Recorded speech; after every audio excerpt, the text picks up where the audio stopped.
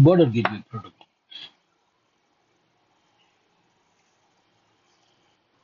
Border Gateway Protocol. This is a very nice routing protocol which is recommended to be in the borders. Border what? Border between two autonomous systems. It is a protocol that provides the gateway, means entries for the packets to leave and enter an autonomous system. That is what called as gateway. See, using a gate, you go out of your house, you also come inside a house. Likewise, the routers are going to be gateway according to the policy. And BGP is going to say who will enter, who will leave. That's why it is border gateway routing protocol. It is the internet protocol. Why I say that with the definite article the,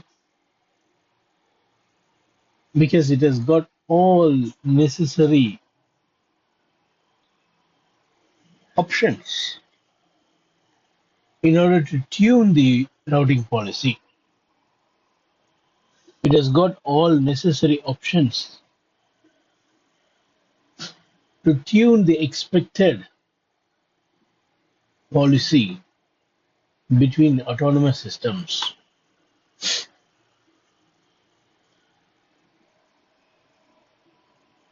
You may have multiple policies in your mind. To do that, BGP is helping you in an easy way to do than any other protocol. So this protocol is there between every autonomous systems in the internet. That's why I call it as the internet protocol. Border Gateway Protocol is the only routing protocol today that connects the internet, that makes the internet. Understand? The routing protocol that connects the autonomous system. And the internet is full of autonomous systems. BGP is an internet routing protocol. So if BGP is the one connects the entire world, if someone knows BGP, they know real network. Not only that, if someone knows how to hack BGP, just I'm using the word hack, not hacking. If someone knows how to manipulate BGP, they can even spoil the internet. Yes, there are BGPs attack, BGP based attack. There are problems in networking caused because of someone using BGP to manipulate. Such a powerful protocol as BGP. If this protocol is taking some decision, then it is going to decide the entire world communication. So the protocol BGP is good if it is in good hands.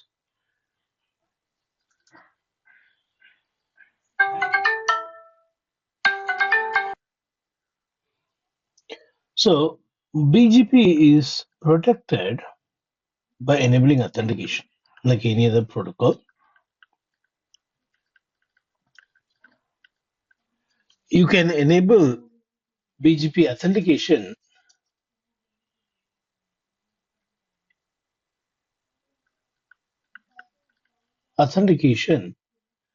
which is MD5 or SHA. In high-end devices, you also have SHA.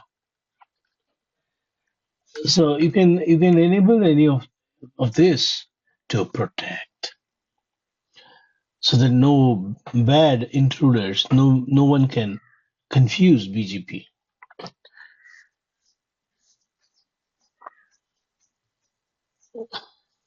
Anything can be hacked because this is not created. This is designed by man. So anyway, uh, BGP is secure. Let's believe BGP is secure because it has got MD5. SHA. This is the protocol currently makes the internet. So BGP is an internet protocol, border gateway protocol. As I said, BGP is giving the flexibility to assign, to apply your routing policy between the borders. It is more flexible than any other protocol to tune your route policies. Using attribute,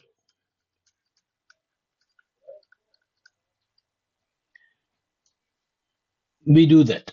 The flexibility is because of attributes.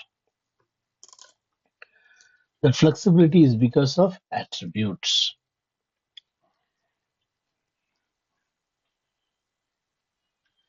What is attribute versus metric?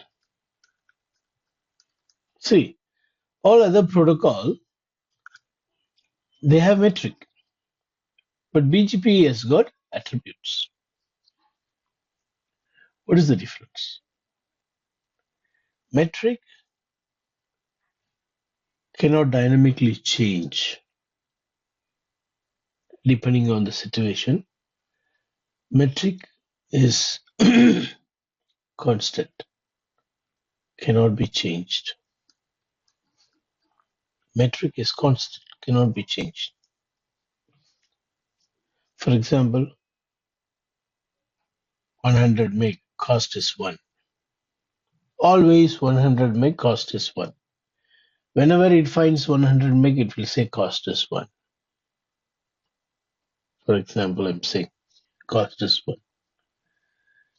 For 100 meg,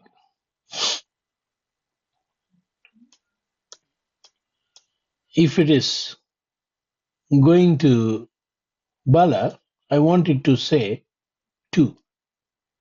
If it is going to Renault, I want it to say 1 for same 100. Same 100 meg, if it is going to Renault, I want to say cost 1. For same 100 meg, if it goes to Bala, I want it to say 2. That won't be happening. That's not possible in metric. It won't change like that. If it sees 100, if it is 1 for Bala, it will be same 1 for Renault also. But in attribute, it is not like that. It's more flexible. You can say, hey, 100 meg Bala means you make it as 2. 100 meg Renault means make it as 1. Then it will do like that. It's flexible. It is easy to achieve. In metric, it is not easy. In attributes, it is easy to achieve it. Attribute is rich metric. Attribute is a flexible metric. Attribute is an advanced metric. BGP has attributes.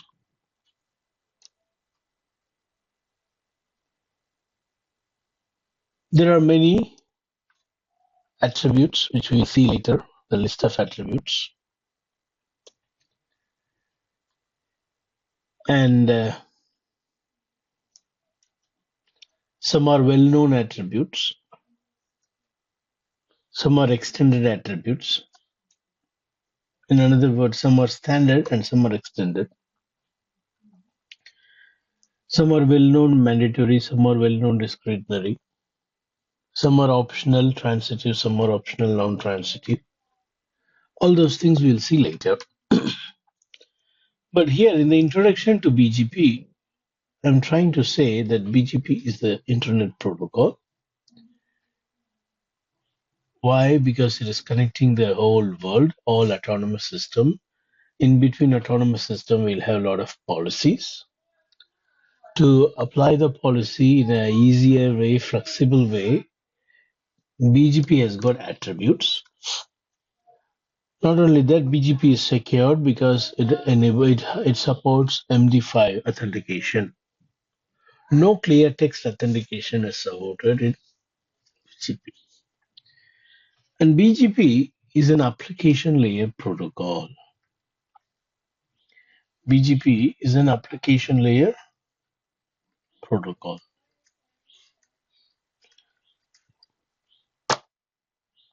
BGP is an application layer protocol. And this application layer will always determine the port number in transport layer. Depending on what application layer protocol is used, the port number in layer 4 will vary. For example, if the application layer is telnet,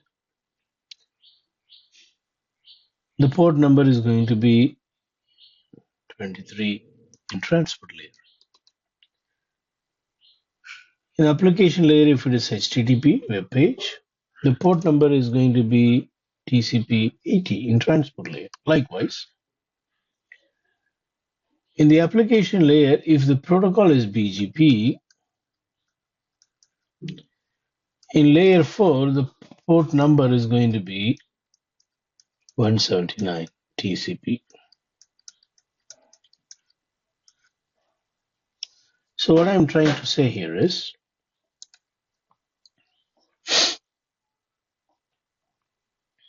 there's a reserved port number for BGP. This port number should be same on two routers that tries to form neighbor. This port number should be same on both the routers that tries to form neighbor. If they are not same, they cannot form neighbor. It's mandatory that port number should match for BGP. The source and destination port number both should match. We'll talk about that in depth when we are doing our first lab by using Wireshark. I'll teach you all this. Now, what you need to take from here is the port number of BGP is TCP 179. Next.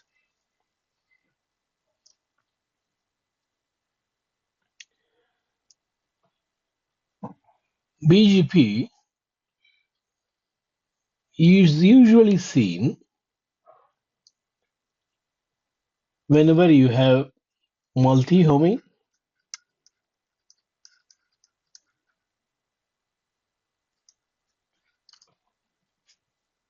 which is seen in various places everywhere in the internet, or dual homing.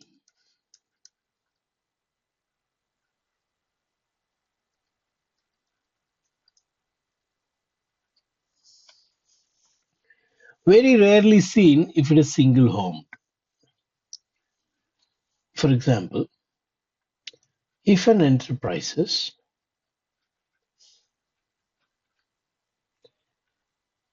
have only one internet connection,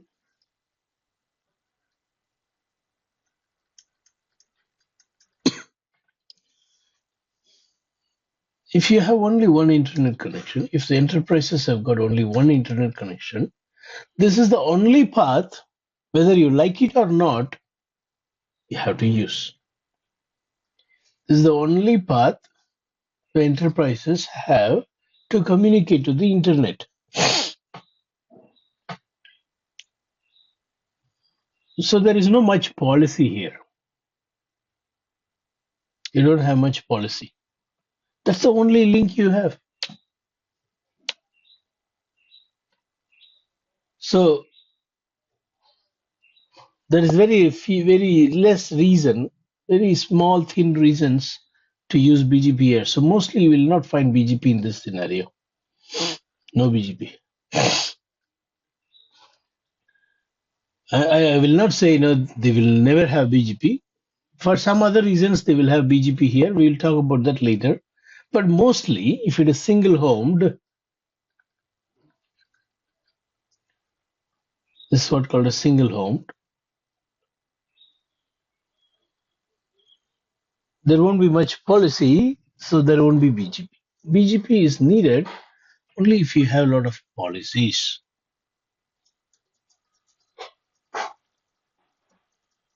When I don't have any policy, I want to simply send to the internet, receive from the internet. Other than that, I don't have any other policy. In such case,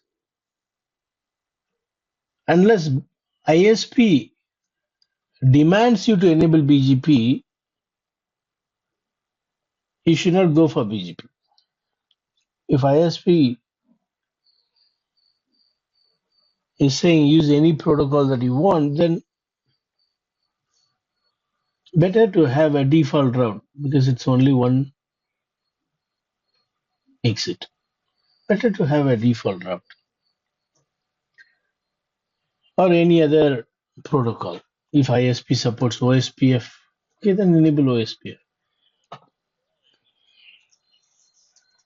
We'll talk about that, my friend. So when it is single homed, very rare you will see BGP. Now let us move on to the multi-homing understanding. You see, you have two ISPs, and you're connected to more than one ISP for two reasons. Number one, you want to have kind of load sharing. Load sharing. That's one policy. Or you want to say that all the office related traffic will go through this way. Rest of the traffic from office will go this way.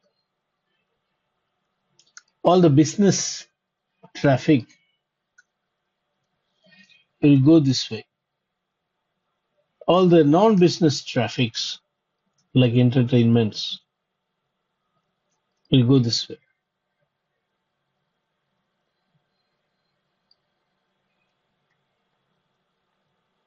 This is one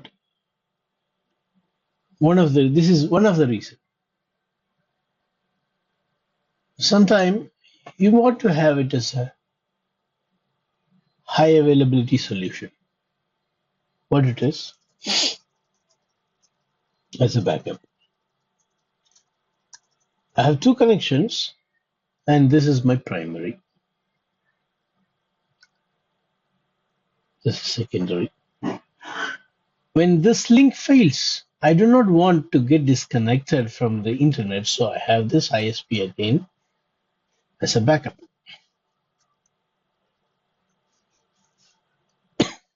Backup.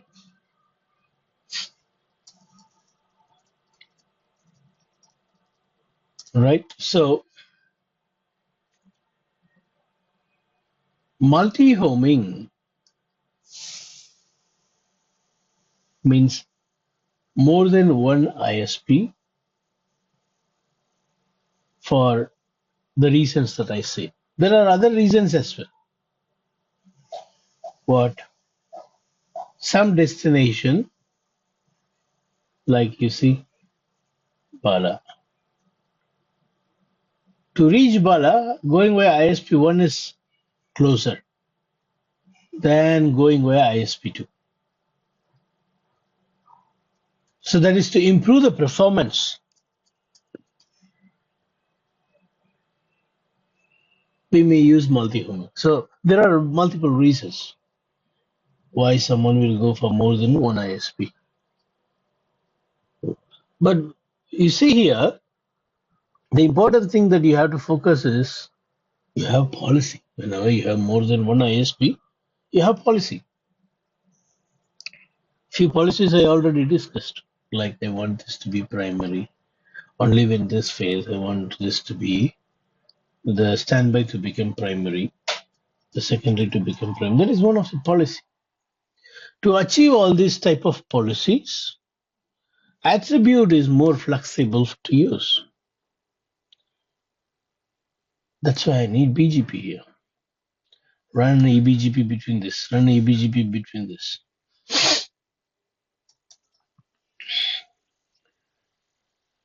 Not only that, if you have dual homing also, you need BGP. What is dual homing?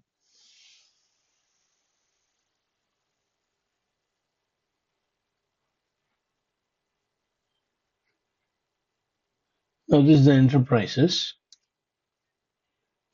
and you are connecting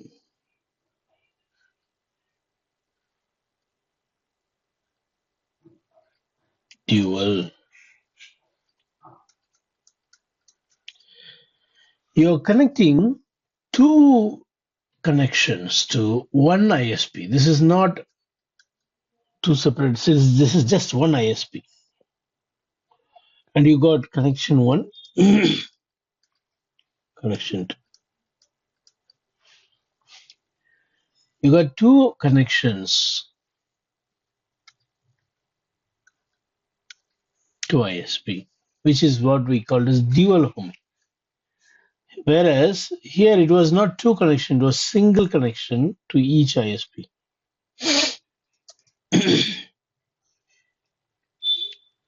This is totally different. Same ISP, multiple connections for redundancy. Here also you will have policy because you are paying two connection money.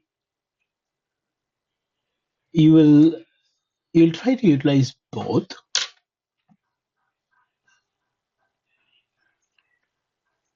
by adding some route policy using BGP attribute. You need BGP attribute to do that in an easy way. Same like what we spoke before. You may want this to be the primary link and this to be the backup link, or you want all the outgoing traffic to go this way and incoming to come this way, or you may want particular traffic like business traffic to go this way and all the rest to go this way. So here also you got policy. When you have dual homing, when you have multi-homing, you have policies. To achieve this path selection as per the policy, we need a protocol which will be more flexible to use. BGP is the one. So BGP, when you say BGP, don't think, oh, it's a big protocol, what? No. This is the protocol that provides flexibility, which means it should make you feel easy, not difficult. Because you got a lot of attributes, it makes your thing easier. To do those things that you can do in BGP on other protocols like OSPF, that will be difficult, that will be tough. BGP can easily do like that. If you try to do the same thing on OSPF, then only it will be tough.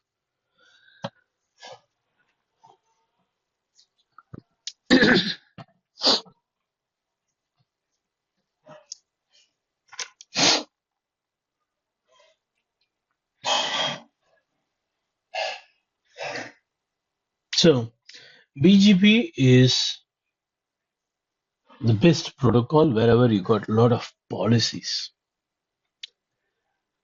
Internally, you will not have much policy. Those simple policies that you have internally can be easily solved through OSPF, EIGRP, RIP. But BGP is recommended to be used between borders because the policies are heavy. To achieve that, you need well-developed attributes, rich metric called attributes. BGP is the best. But when you think about enabling BGP, you need to check few things.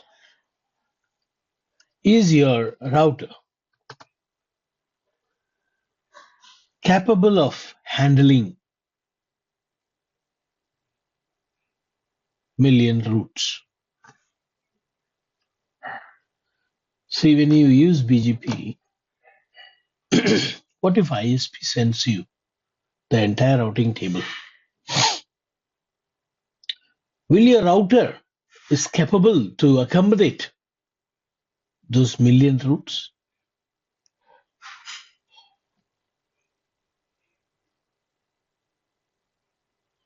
Or is it having a limitation in memory and processor? You need to check those things. So if you're running like ASR, BGP on ASR routers, Cisco ASR routers, Nexus, no problem. You can very well run. So you need to check the CPU, RAM of the routing device. Secondly,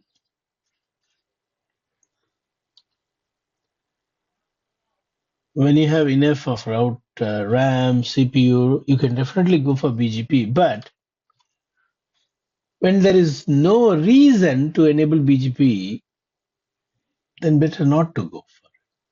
What reason? If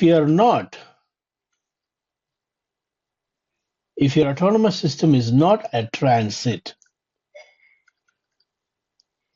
or if your autonomous system don't have policy, meaning autonomous system is not a transit, which means what? It is single homed. You see, if it is multi-homed or dual-homed, it is a transit. It may go like this, sometimes it may come like this. This becomes a transit. This is not an example, sorry. Let's say this is another ISP. Instead of, I don't want to talk with dual homing.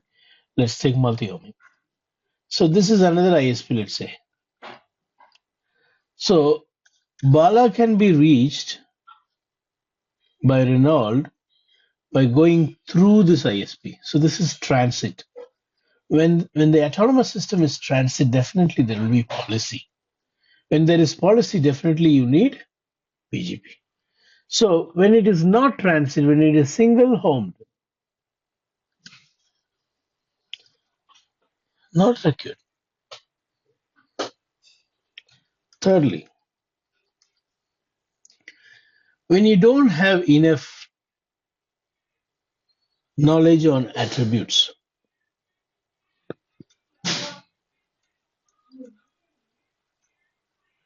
no sufficient knowledge on attribute, don't go for BGP.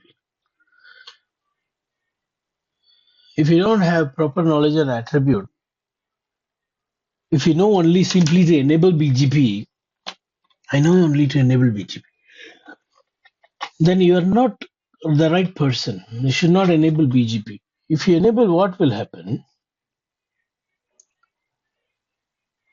the decisions that BGP will take will be opposite to what you want. That is going to spoil your network.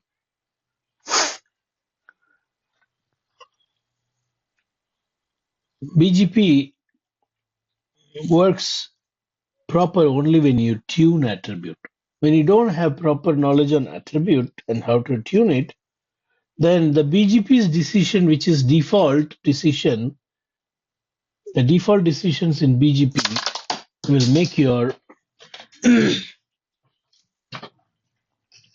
network to act in an unexpected way. Not only that, the CPU, the RAM, is already been consumed by BGP a lot for no reason. So when you don't have sufficient knowledge, enough knowledge to handle this protocol, or when you don't have a policy and it is single home, then better not to go for BGP. So when to go for BGP? It's the opposite. What is it? You have policies.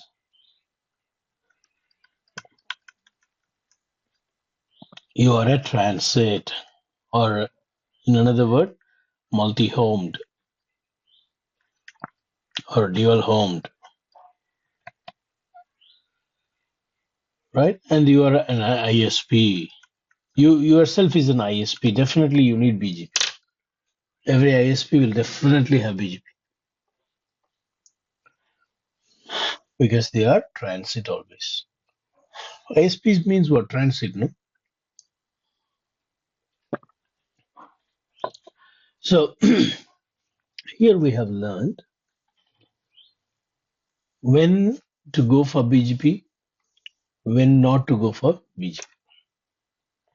Next,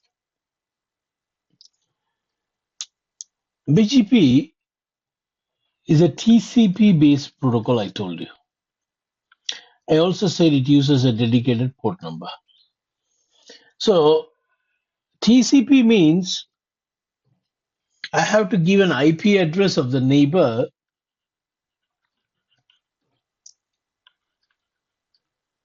address manually configured.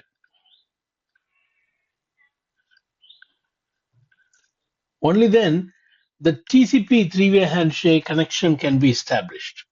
So in another word, what I am trying to say is neighbors are not dynamically discovered. Neighbors are added manually. You have to say who your neighbor is. Only then it will go and check whether the neighbor is eligible to form a neighborship. And if he is eligible, then it will form neighbor. So neighbors need to be manually added. Neighbors need to be manually added. This is also seen as a very good security approach. Unless you tell who your neighbor is, it is not going to form neighbor. It's security actually.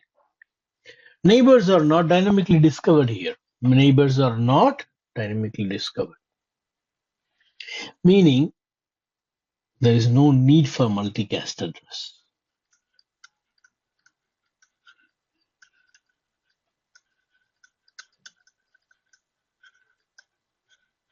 So no hellos. No hello packet sent. There is no need for multicast address. Why? There is no need for a neighbor discovery. Why? Because I'm going to add neighbors manually. Why? Because it's a TCP based protocol.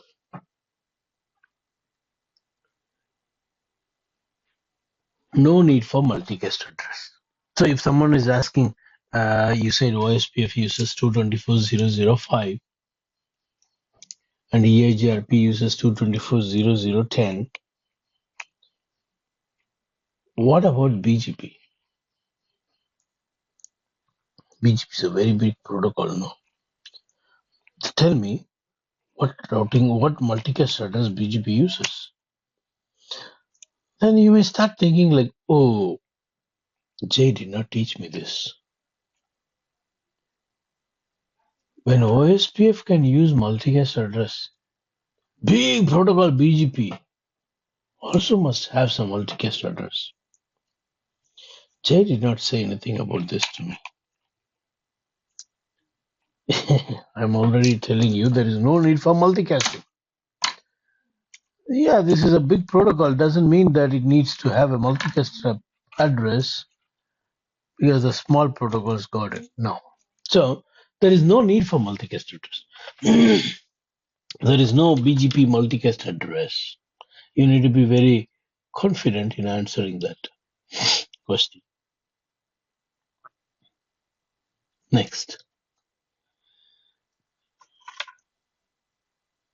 See, the hello packets in IGP protocol are sent not only to discover neighbor, but also to maintain neighborship. You remember every 10 seconds, OSP will send a hello to all the neighbor just to make sure that everyone is alive to maintain neighborship. In BGP also we have it. But the difference is here there is no multicasting, instead it is unicast. With the established neighbors, with the neighbors established, keep alives. We don't call it as hello packet. Keep alive packets, which is a unicast packet, sent every 60 seconds. Keep alives are sent every 60 seconds.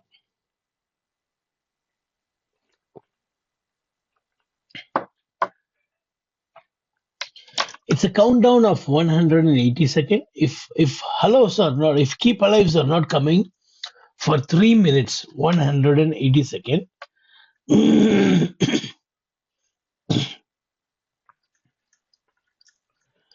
if keep alives are not coming for 180 seconds, then the neighbor is considered to be dead neighbor.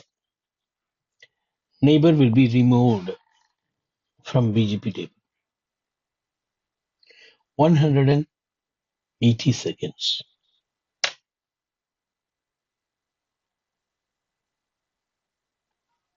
Now,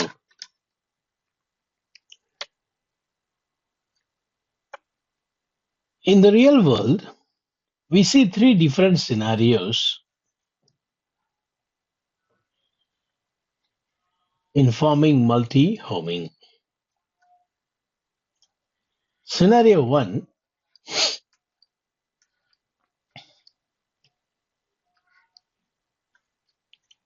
this ISP1 and ISP2, they give only default route.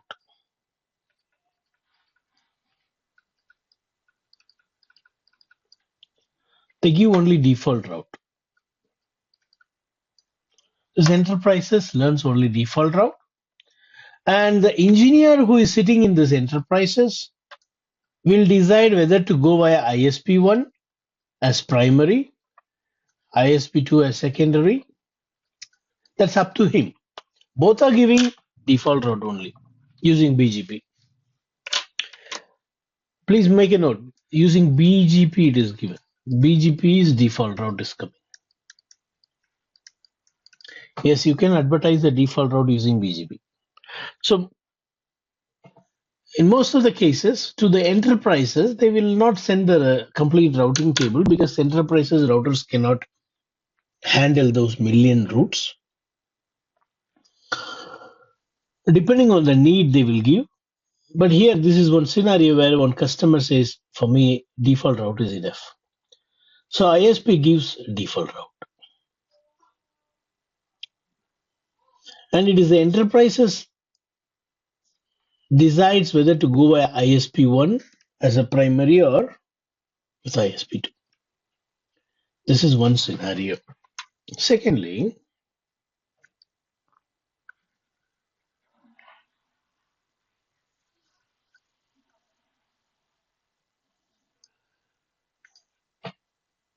ISP1 gives a default route along with some proper routes, precise routes.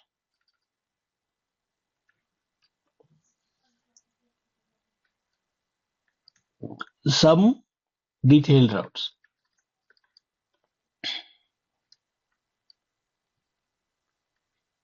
Not all million routes. For some destination like Google, well-known destinations, they give precise route. So this is one another kind of policy that ISP have with an enterprises. But for some customers, let's say this enterprises is not a customer, and another ISP itself is a customer. For the upstream ISPs, this ISP3 is a customer. In that case, they will give entire routing table because they're giving to another ISP. They'll try to give all the routes, all detailed routes, all routes.